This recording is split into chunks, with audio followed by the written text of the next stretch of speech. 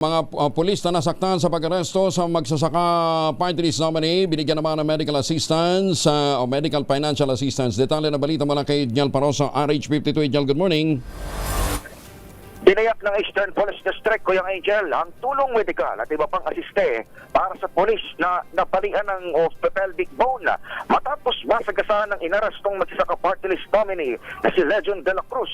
Ayon kay APD Director, Police Colonel William Mortuliao, sagot nilang gastos para sa full recovery ng naturang parak. Gayon din, bumisita na si NCRPO Chief Police Brigadier General Anthony Aberin sa pagamutan para personal na iabot ang kanyang financial assistance sa tauhan ng PNP. Kasama ang nasabing pulis sa mga nasaktan o sa nasaktan sa habulan nang nagtangkang tumakas si De La Cruz gamit ang sakyan habang isinisilpi ang dalawang arrest warrant para sa kasong murder laban sa kanya. Iginiit ng APD na pasok sa protocols ang kanilang operasyon sa kabila ng akusasyon ng kabilang grupo na dinukot at tinangkang patayin si De La Cruz sa Pasig City.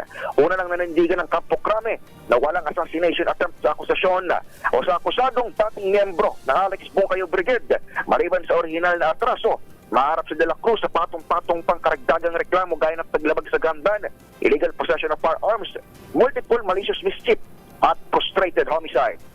Ito si Edniel Parrosa, nag-uulat para sa DZRH. Una sa Pilipinas, una sa Pilipino. Maraming salamat, Jel.